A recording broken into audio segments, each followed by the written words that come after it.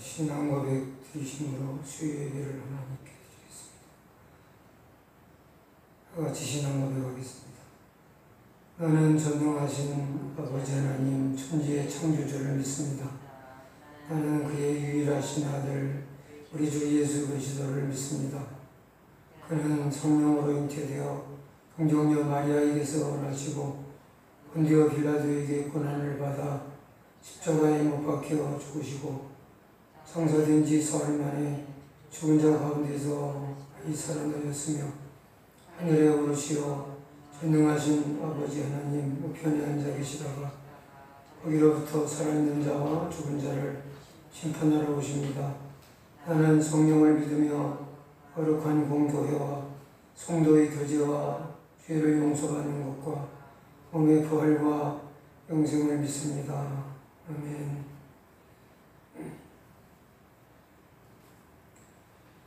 미가엘 찬양 1712번 찬양드리겠습니다. 이 찬송 부르고 윤호 권사님 기도해 주시겠습니다.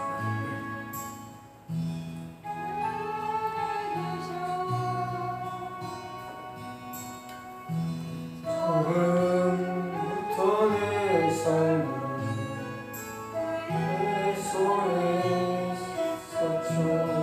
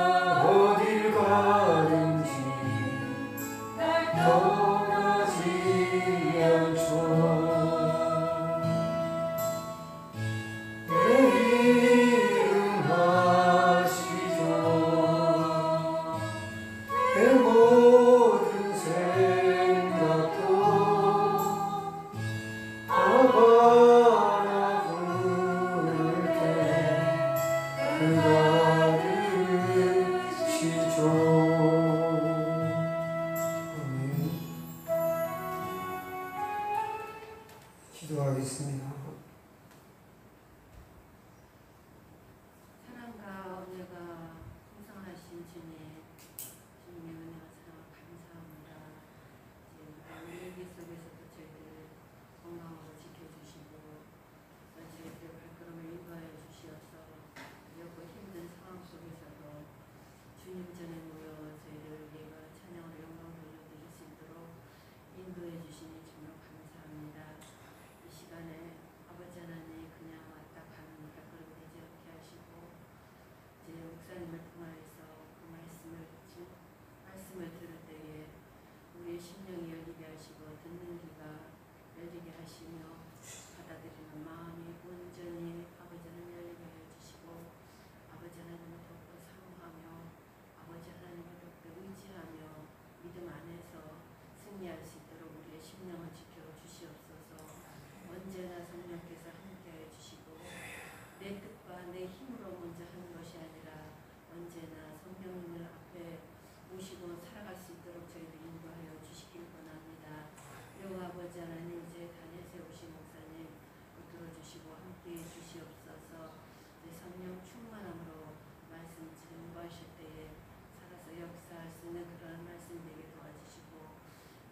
속에 소문난 아름다운 교회가 될 수 있도록 인도해 주시옵소서.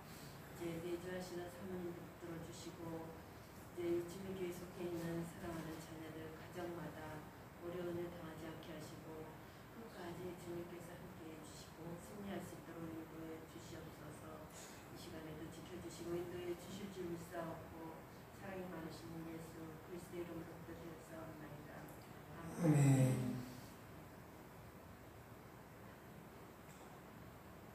하나님 말씀 사무엘상 28장 8절로 14절 말씀을 보시겠습니다.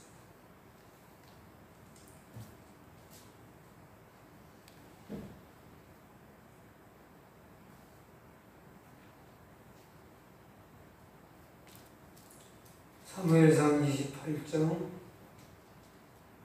8절부터 보겠습니다. 교독을 하겠습니다. 사울이 다른 옷을 입어 변장하고 두 사람과 함께 갈새 그들이 밤에 그 여인에게 이르러는 사울이 가로되 청하노니 나를 위하여 신접한 수법으로 내가 네게 말하는 사람을 불러 올리라. 여인이 그에게 이르되 내가 사울의 행한 일 곧 그가 신접한 자와 박수를 위하여서 내 생명의 본물을 놓아 나를 죽게 하려느냐 하는지라. 사울이 여호와로 그에게 맹세하여 가로되 여호와께서 사시거니와 네가 이 일로는 벌을 당치 아니하리라. 여인이 가로되 사울이 가로되 여인이 사무엘을 보고 큰 소리로 외치며 사울에게 말하여 가로되 당신이 어찌하여 나를 속이셨나이까. 당신이 사울이시니이다. 왕이 그에게 이르되 두려워하지 말라. 내가 무엇을 구원하느니 여인이 사울에게 이르되 사울이 당에서 올라온 것을 14절 같이 보겠습니다. 사울이 그에게 이르되 그 모양이 어떠하냐. 그가 가로되 한 노인이 올라오는데 그가 겉옷을 입었나이다. 사울이 그가 사무엘인 줄 알고 그 얼굴을 땅에 대고 절하니라. 아멘. 1699번 찬양하겠습니다.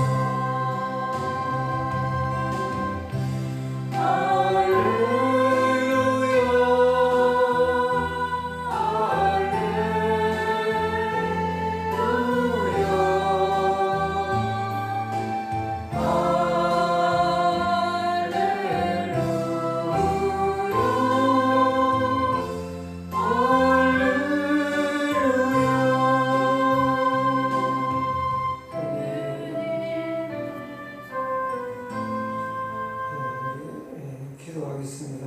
하나님 감사합니다. 이 밤에도 주님의 음성을 듣기를 원합니다. 이 세상에 많은 소리가 우리에게 들려오고 있지만 그 소리들은 우리에게 아무런 위로도 소망도 되지 못합니다. 오히려 우리의 마음을 더 무겁게 하고 걱정스럽게 하는 그런 일들이, 그런 이제 소리들이 이곳저곳에서 들려옵니다. 오늘 주님의 음성에 우리의 참 위로와 소망이 있음을 믿고 오늘도 주님의 음성 기다립니다. 주여 우리 각자에게 귀한 말씀 들려주시기를 원합니다.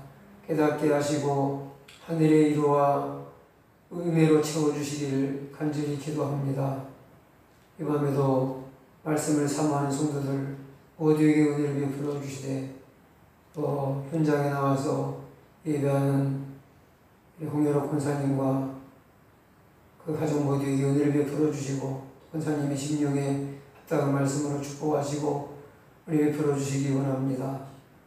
또 최하 집사님을 축복하시고 이제 어두운 날씨에 힘든 일을 감당하고 있는 보건자리 김대일 집사님과 자매들에게도 은혜를 베풀어 주시고 집사님 심령의 이 밤에 하나님의 음성을 듣게 하시고 새 힘을 얻도록 축복하옵소서. 온라인으로 가정에서 말씀 듣고 함께 예배하는 성도들도 같은 은혜로 힘을 얻게 하시고 은혜와 진리 가운데로 인도해 주옵소서.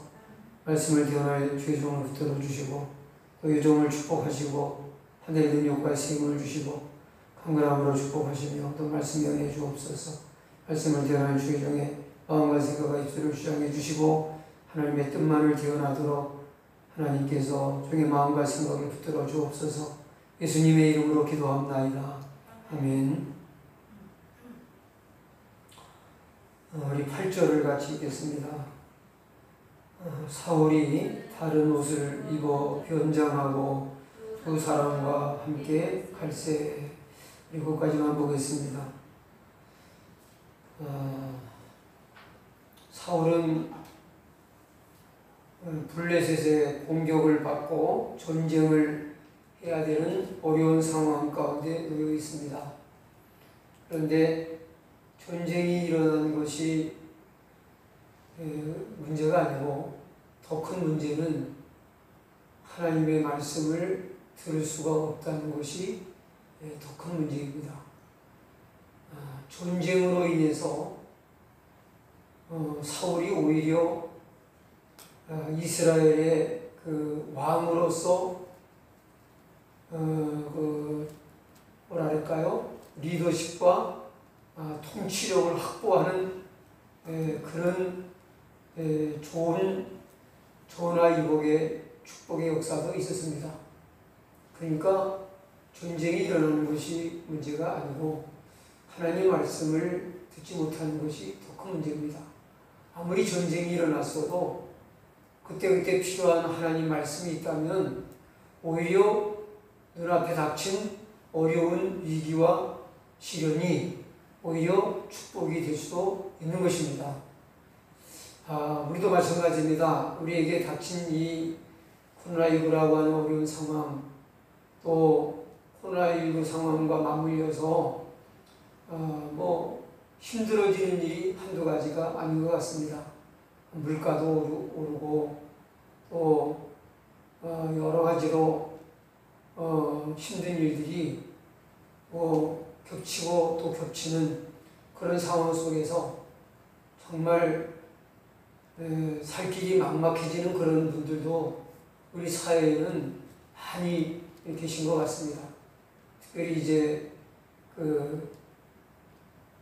세를 내가면서 자영업을 하는 이런 분들 중에서 이 코로나19에 큰 타격을 받고 있는 분들은 진짜 통곡을 하면서 정부의 관련자들을 찾아가서 그 하소연하는 걸 보니까 정말 너무 안 됐더라고요. 통곡을 해요. 우리도 살아야 되지 않습니까? 정말 살 길이 너무 막막하고 어떻게 해야 될지 모르겠는데 좀 그래도 숨통을 트일 수 있도록 숨쉬고 살 수 있도록 좀 기회를 마련해 줘야 되는 거 아니냐. 그런 아주 하소연을 하는 걸 볼 때 참 마음이 많이 안 됐었습니다. 근데 사실은 우리 앞에 닥친 이런 문제도 힘들고 어려운 것은 맞지만은 그러나 이거보다 더 큰 위기는 하나님 말씀을 듣지 못하는 것이 더 큰 위기고 하나님과의 관계에 이게 틈이 벌어지는 것이 더 문제가 아닌가 그런 생각을 이제 가지면서 이게 사울의 이야기가 남의 이야기가 아니고 바로 오늘 우리들의 이야기고 우리의 삶의 현장에 적용되어져야 될 그런 말씀이라는 것을 먼저 마음에 두시면서 오늘 말씀을 함께 나눠 가시면 좋겠습니다. 자, 하나님 말씀을 듣지 못하니까 오죽 죽겠으면은 지금 목숨을 걸고 해야 되는 그것도 확실한 하나님 말씀을 어떻게 그 신접한 여인의 입을 통해서 들을 수가 있겠어요. 그러니까는 사울이 그래도 한 가지 아는 게 있습니다. 신접한 여인의 입에서는 나의 죽고 사는 것, 전쟁의 승패, 이 나라의 운명에 대한 답이 안 나온다. 그러니까 신접한 여인을 통해서 하나님의 종인 사무엘을 불러 올려서 사무엘을 통해서 이제 간접적으로 하나님 말씀을 들어보자 이거 아닙니까? 그래도 과거에 신앙생활을 하면서 하나님의 은혜를 경험한 그런 일이 있기 때문에 결국은 해답은 하나님께 있다는 것을 믿는 것 같아요. 그러니까 신접한 여인에게 어떻게 하면 좋겠냐 답을 달라고 얘기하지 않고 그런 신접한 여인의 입에서는 답이 안 나온다는 걸 알아요. 그래서 사무엘을 불러 올려달라는 요청을 하게 되는데 근데 그 신접한 여인을 만나러 가면서 어떻게 하고 갑니까? 네, 변장을 하고 갑니다. 왜 변장을 하고 갔을까요? 첫째는 자기의 신변을 보호하기 위해서.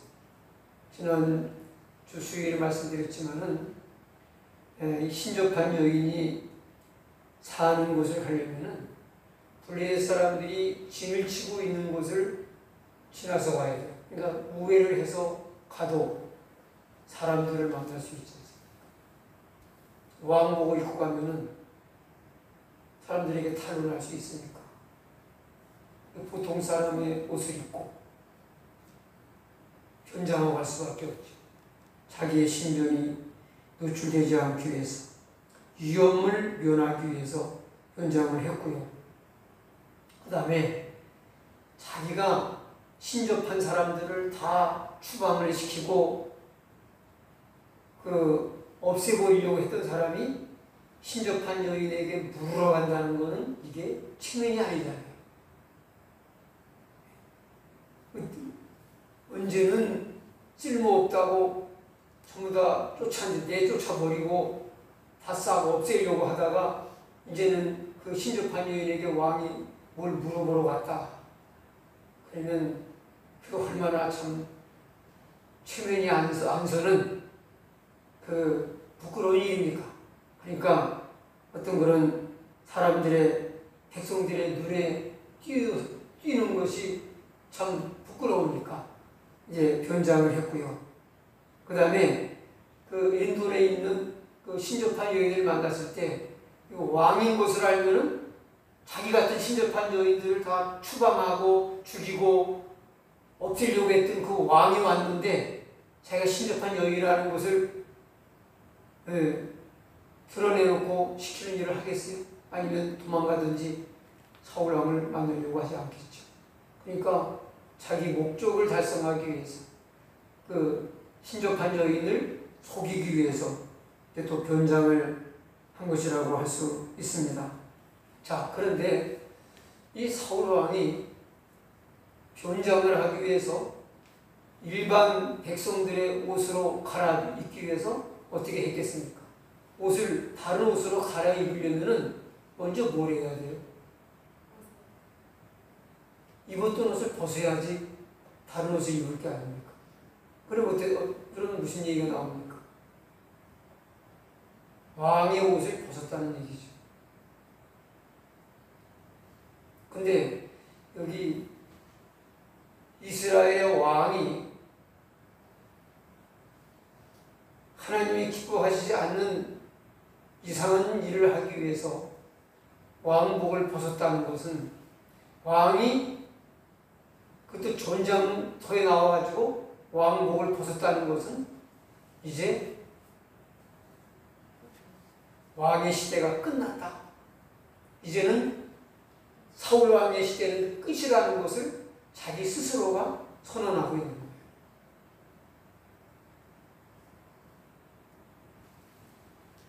그 왕이 옷을 벗는 것은 이거는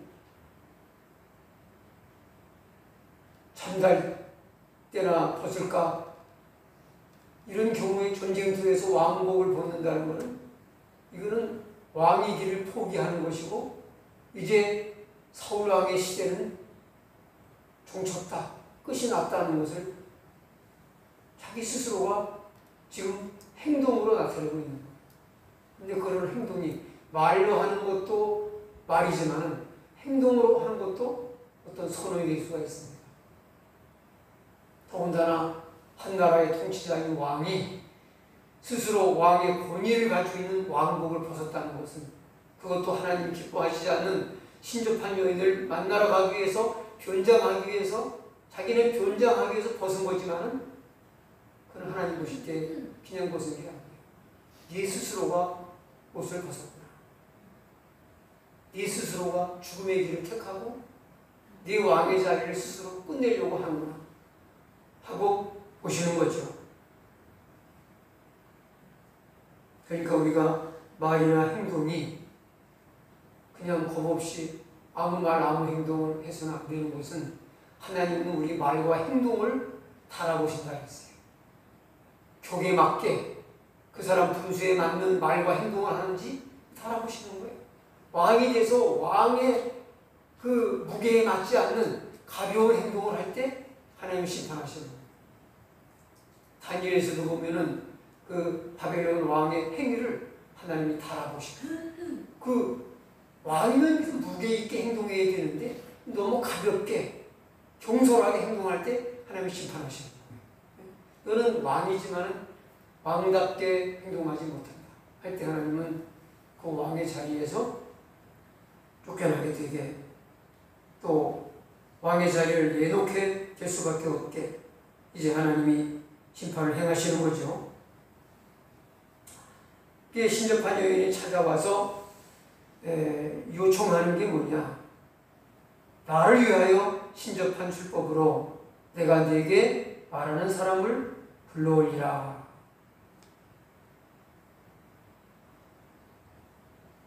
나를 위해서 이게 사울의 일생의 인생 철학이에요. 하나님의 백성을 통치하는 이스라엘 왕, 하나님이 세우신 이스라엘의 왕은 하나님의 영광을 위해서, 하나님의 나라를 위해서 사는 것이 본분이고 사명입니다. 사명을 떠났어요.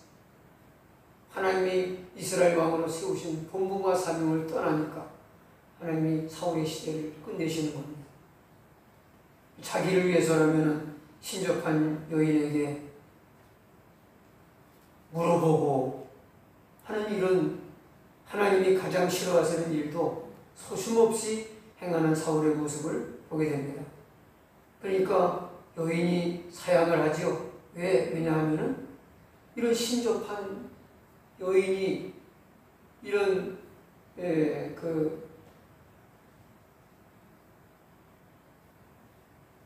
술법을 가지고 이 귀신의 힘을 힘입어서 이런 일을 하게 되면은 내 생명이 위태롭고 해를 입게 될 것을 당신도 알지 않습니까? 내가 이 위험한 시국에 어떻게 당신이 요구하는 걸 할 수 있겠냐? 그러니까 이제 사울이 이제 참 신접한 여인에게 물으러 와가지고 여호와께서 사시거니와 네가 이 일로는 벌을 당치 아니하리라. 참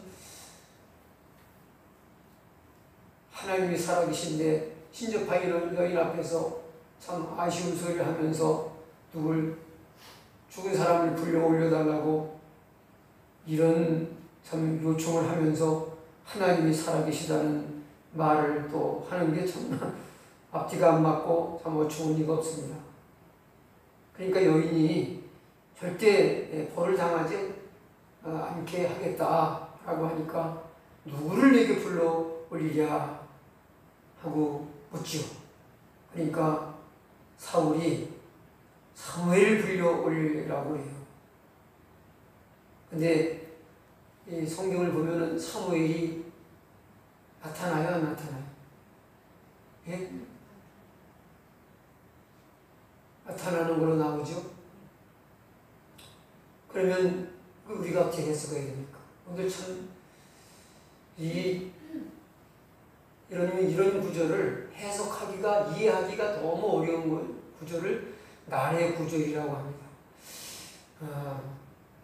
오늘 이 말씀을 참 여기서 듣지 않으시면은 궁금하지 않으실 수도 있겠지만은 성경에 우리가 이해가 안 되고 해석이 안 되는 그런 부분들을 바르게 이해하는 것은 쉽지 않은 일이에요.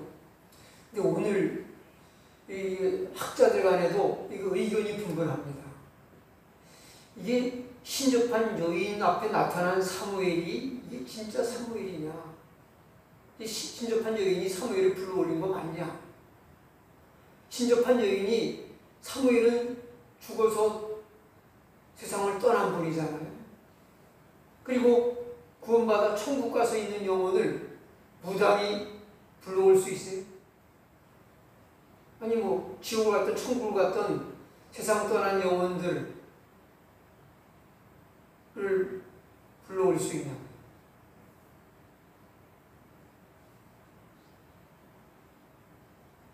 불러올 수 없는 게 맞죠. 나사로의 그 비유, 그 이야기에도 보면은 오고 갈 수 없다고 그렇게 말씀을 하세요. 한번 가면. 그러면 여기 나타난 사무엘이 가짜가 아니에요. 그래서 실제적으로 그 마르틴 루터나 칼빈 같은 분은 이거는 귀신의 장난이다. 신접한 여인이 이제 신접한 여인을 가지고 귀신이 장난친 거다. 그렇게 해석을 합니다. 그런데 이 마르틴 루터나 칼빈과 같은 신학자와 신앙가의 해석대로라면은 그 사무엘이 사울과 얘기를 하는데 과거에 사무엘이 예언한 걸 또 예언하면서 하나님의 예언을 그대로 해요. 그럼 이거는 뭐냐 이거죠. 그러니까 이게 해석이 간단한 게 아니에요.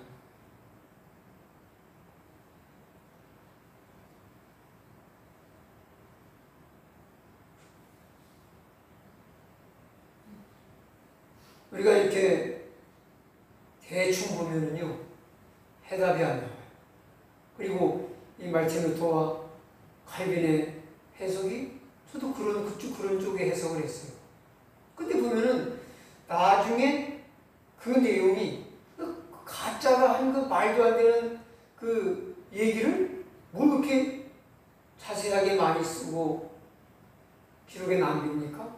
그리고 그 기록이 사무엘이 살아있을 때 하는 말 그대로이고 하나님께서 주신 계시의 말씀이고 그 말씀이 또 그대로 이루어져요.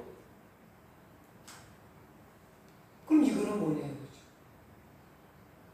그냥 귀신의 장난으로 되어졌던 그거는 그냥 착시현상이고 헛것본 것이다. 그러면 그 뒤에 이어지는 얘기를 길게 쓸 필요가 없어요. 우리가 뭐래요? 아니 귀신이 장난친 거를 뭐로 자세하게 기록을 합니까?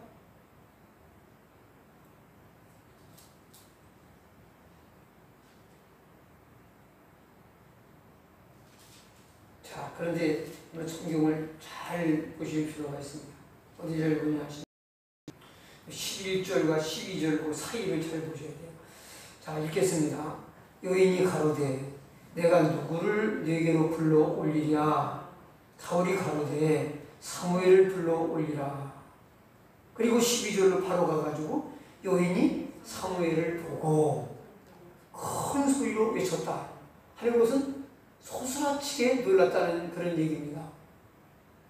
자, 그러면 사울이 여인에게 사무엘을 불러달라고 요청했는데 11절과 12절 사이에 여인이 죽은 혼영을 불러 올리기 위해서 무슨 주술적인 무슨 일을 한 게 했습니까? 안 했습니까? 사무엘을 불러 올려달라 말이 끝나자마자 곧바로 12절에 여인은 곧바로 그 말이 떨어지자마자 누굴 봤습니까? 사무엘을 봤어요. 자, 근데 잘 보셔야 돼요. 여기 이 신접한 여인이 사무엘을 불러 올리려고 어떤 주술적인 행동을 한 것이 아무것도 없어요.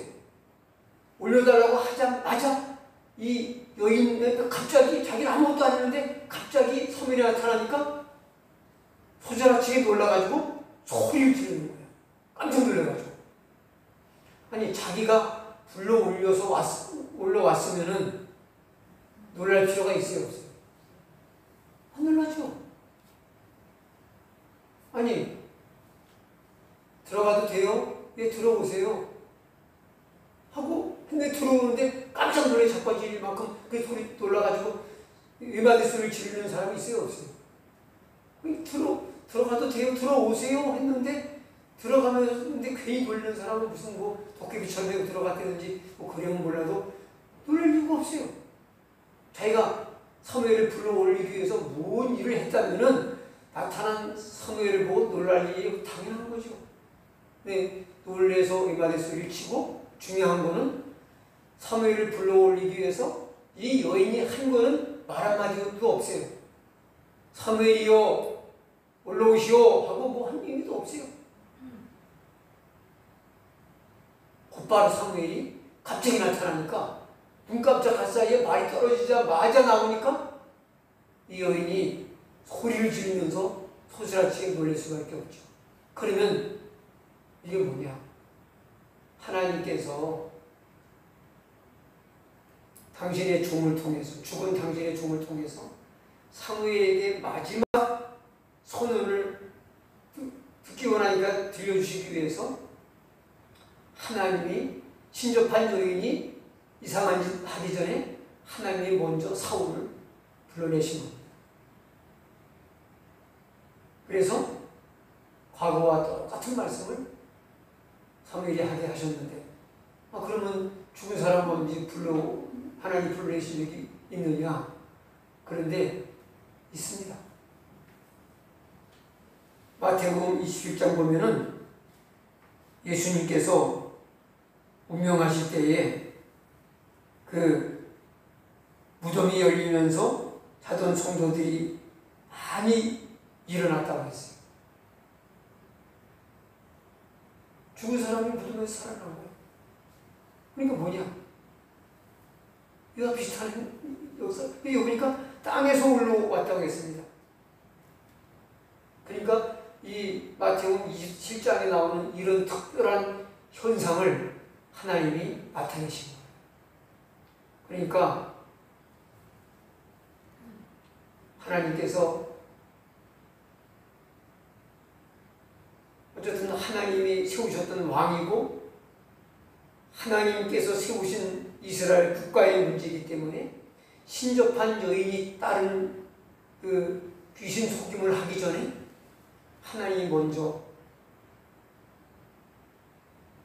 그 뜻을 나타내신 이런 역사를 보죠.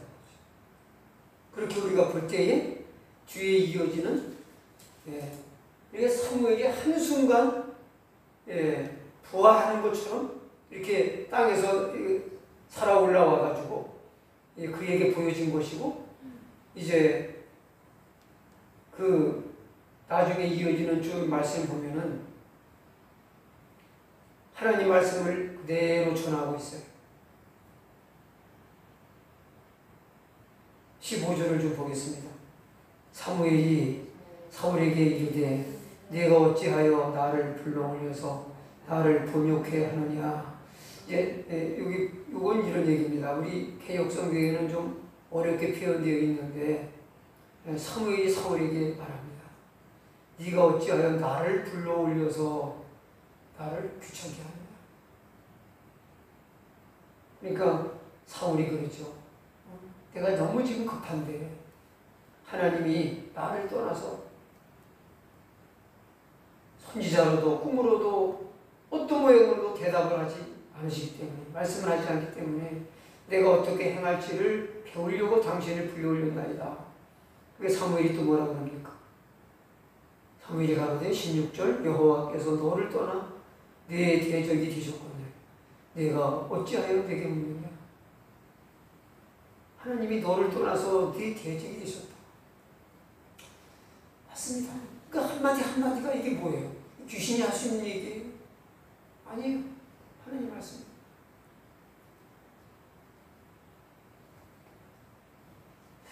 왜 그런 하나님이 사울을 떠나가셔서 사울과 한편이 안 되시고 사울의 적이 되었을까요?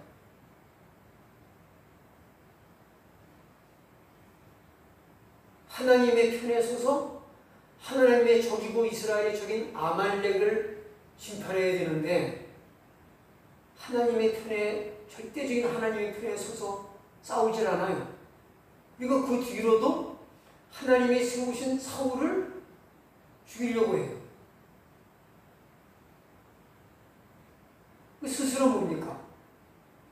사울이 하나님의 뜻을 계속 거역하면서 하나님과 대적이 되는 일을 계속 해야 하는 거예요. 그래서 하나님과 대적이 되고 마는 거예요. 하나님이 사울을 대적으로 만드신 것이 아니라 사울 스스로가 하나님을 대적으로 만들어간 거죠. 우리도 신앙생활하면서 이런 일이 없어야 됩니다. 항상 하나님의 편에 굳게 서서 믿음으로 살아가야 될 줄로 믿습니다.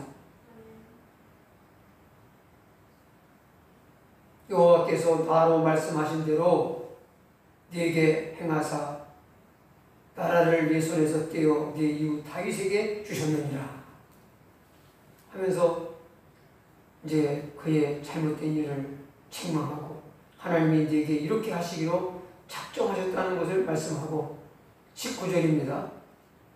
여호와께서 이스라엘을 너와 함께 블레 사람의 손에 붙이시리니 내일 너와 내 아들들이 나와 함께 있으리라. 여호와께서 또 이스라엘 군대를 블레 사람의 손에 붙이시리라.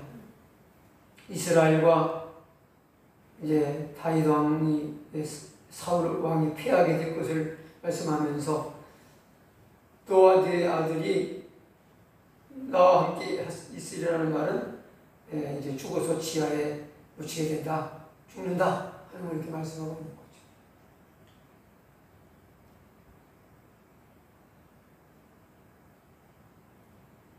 20절입니다.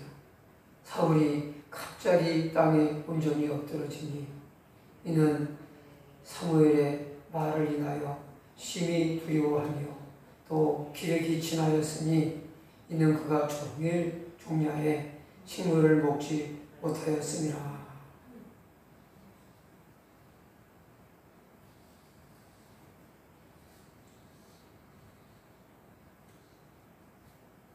우리 이제 말씀을 정리하고 마치겠습니다.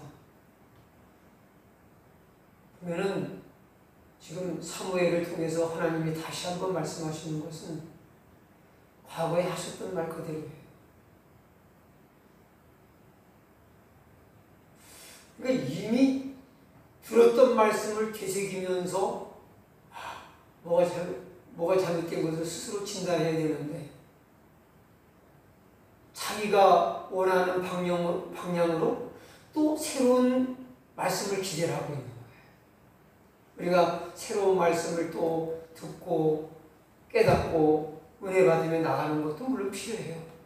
근데 이 하나님께서 사울왕에게 주신 예언의 말씀은 이거는 사울왕이 바뀌지 않고는 바뀔 수 없는 하나님의 원칙이고 하나님의 확정된 뜻이에요. 그러니까 바꿀 수 없는 것을 자기를 위해 자기 생각대로 바꾸려고 하면서 또 다른 말씀을 기대를 하는 거죠.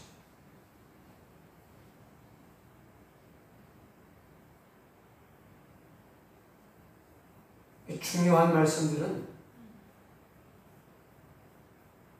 반복돼요. 핵심적인 복음은 변하지 않아요. 복음도 그렇고 심판의 말씀도 그렇고 아주 중요한 큰 줄기의 말씀들은 물론 어떤 하나님 말씀도 예언된 말씀 변하지 않지만은 변하는 진리가 아니죠. 참 사울이 어리석다. 이미 주신 말씀 심각하게 듣고 돌이켰더라면 얼마나 좋았을까. 또 자기 입맛에 맞는 또 새로운 말씀을 듣겠다고 신접한 여인을 찾아가서 사무엘을 불러올려달라고. 이건 진짜 있을 수 없는 비상식적인 그런 지금 일을 하고 있는 거죠. 목숨을 걸고 위협을 무릅쓰고 진작 하나님 말씀에 목숨을 이렇게 걸었더라면 얼마나 좋습니까? 기회다 지나간 다음에 신접한 여인을 통해서, 사실 신접한 여인은 하나님 말씀을 들을 수 있는 통로가 아니잖아요. 그래야 안 그래요?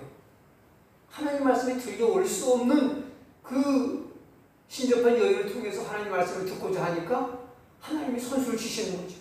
불러 올리겠다고 속임수를 쓰고 귀신의 그런 술책을 쓰기 전에 하나님이 먼저 사울을 불러 올려 등장시켜서 당신이 하시고자 하는 말씀을 다시 한번 못 박듯이 확정을 짓듯이 다시 한번 말씀하시는 것을 봅니다.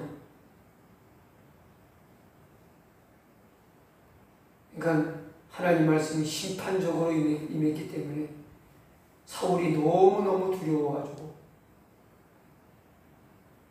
그 자리에서 일어나지 못해요.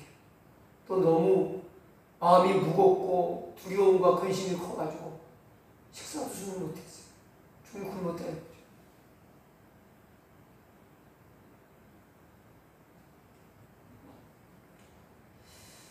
참 하나님 말씀을 떠나서 잘못된 길로 갈 때에 아무렇지도 않은 사람이 있습니다. 그런가 하면은 막 죽을 것 같은 그런 고통이 밀려오는 사람이 있어요. 누가 은혜를 입은 자일까요? 네? 잘 들리지 않는데 고통을 견딜 수 없을 만큼 거기에 혹독한 어떻게 보면 대가를 치르는 것 같은 그런 혹독한 시간을 보내는 사람이 은혜를 입은 사람이에요.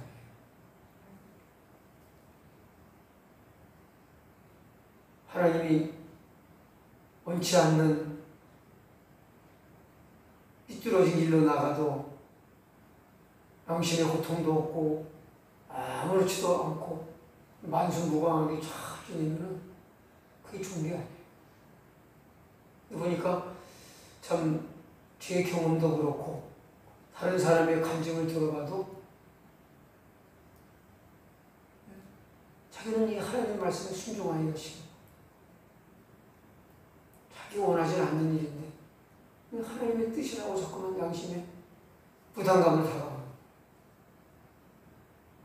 너무 고통스럽고 힘들어가지고 결국은 두 손 들고 하나님 제가 그냥 순종하고 말겠습니다 하고 이제 복종하게 나면은 마음이 평안이 밀려오고 그런 데 가운데서 진짜 요나가 인후로 가지 않고 타짓으로 가려고 별적에 강제로다가 고통을 줘가지고 돌이키듯이 이제 그런 경험을 하게 하는 사람이 있죠.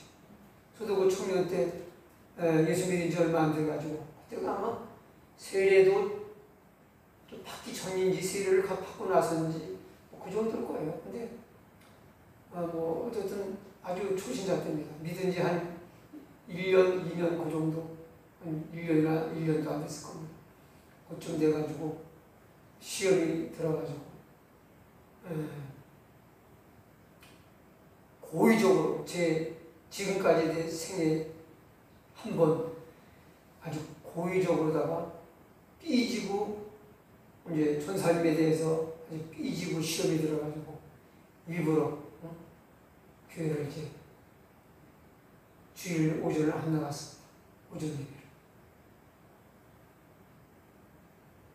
근데 이제 마음은 오전도 안 나가고 오후도 안 나가고 이제 그만둬야 되겠다. 그 정도 마음까지 왔는데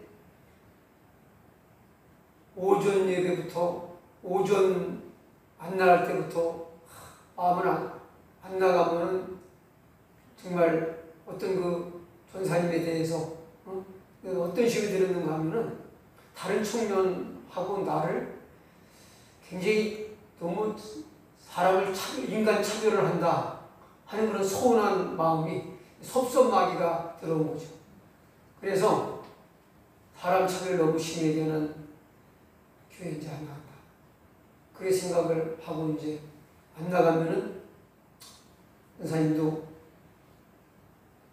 청년이 한 사람 안 나오니까 속상하겠지? 그러면 나는 좀, 잘 됐다 하고 마음이 아주 좋고 깨소금 마시고 그럴 줄 알았는데, 나는 너무 더 힘든 거예요. 점심 밥맛도 없고, 예배도 안 드리고 밥을 먹으니까 점심 밥맛도 없고, 그다음부터 이제 오후 시간을 보내는데 너무너무 힘든 거예요.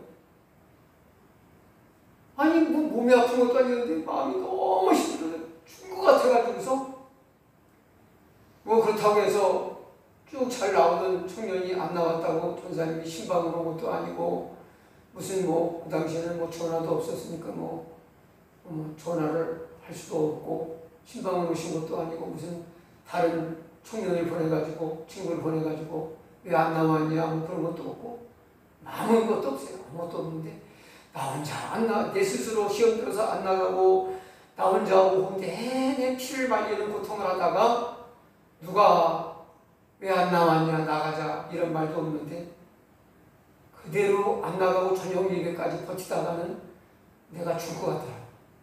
그래가지고 저녁 먹고 내가 일찌감치게 나갔어요. 그래가지고 내가 뺏기 들고서 나 진짜 안 나가고 지금 나 죽을 것 같아서 못 살겠습니다. 그래서 내가 손들 공연에 나가버렸어요.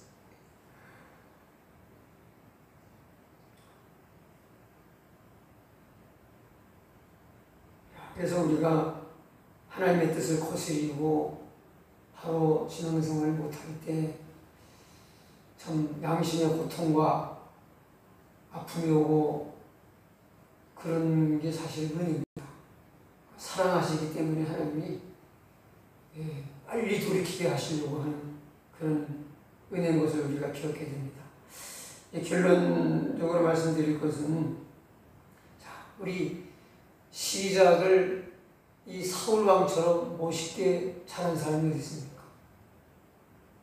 큰 어려움 없이 아주 비교적 순탄하게 왕이 돼가지고 또 빠른 단기간 내에 그 왕으로서 처음 시작하는 그 왕정 제도 속에서 진짜 왕으로서의 그 지도력과 통치력을 아주 빨리 확보하도록 하나님이 도와주시고 은혜를 주셨어요. 얼마나 시작이 좋았는지 몰라요. 아주 멋지게 시작을 했습니다. 큰 정적도 없이 괴롭히는 사람도 없이 대적도 없이 순탄하게 왕위에 올랐어요. 그런데 뭔 얘기를 하려고 그럽니까? 시작은 너무 좋았는데 끝이 안 좋은 사람이 사울왕입니다. 그런데 다윗은 어떻습니까? 왕이 되기까지 시작은 너무 험난하고 힘들었습니다. 죽을 고비를 수도 없이 넘기고 정말 죽고 싶은 그런 마음도 많이 들었을 겁니다. 그런데 시작은 험난하고 너무 힘들었지만은 끝까지 롱런하는 그런 왕, 승리하는 왕이 되었습니다. 우리는 어떤 길을 가야 됩니까? 물론 처음도 좋고 나중도 좋으면 좋은 일이겠지만은, 그러나 그 독일 속담에 이런 말이 있다고 합니다. 끝이 좋아야 모든 것이 좋은 것이다. 끝이 좋아야 모든 것이 좋은 것이다. 사울은 끝이 좋지 않았습니다. 예수 그리스도와 함께하는 자, 주님의 길을 걷는 자는 어떻든 끝이 좋습니다. 과정은 때로 험난할 수 있지만 끝은 반드시 좋게 되어 있습니다. 우리는 끝이 좋은 신앙의 일을 가야 할 줄로 믿습니다. 우리 기도하겠습니다. 하나님 아버지, 은혜를 감사합니다. 이 밤도 저희들에게 귀한 말씀 허락해 주셔서 감사합니다. 우리가 시작도 좋고 끝도 좋으면 더없이 좋은 일이겠지만 무엇보다도 끝마무리를 아름답게 승리롭게 잘 마침으로 끝이 좋은 최후의 승리를 얻는 믿음의 사람으로 살아갈 수 있게 주옵소서. 사울의 길을 가지 말게 하시고 다윗의 길을 걸어가는 믿음의 사람들 되게 하옵소서. 우리 예수님과 함께 가는 길은 반드시 끝이 좋을 수밖에 없는 승리의 길이요 축복의 길을 믿사오니 그 길을 믿음으로 하루하루 걸어갈 수 있도록 축복해 주옵소서. 예수님의 이름으로 기도합나이다. 아멘. 우리 1530번 찬양하겠습니다.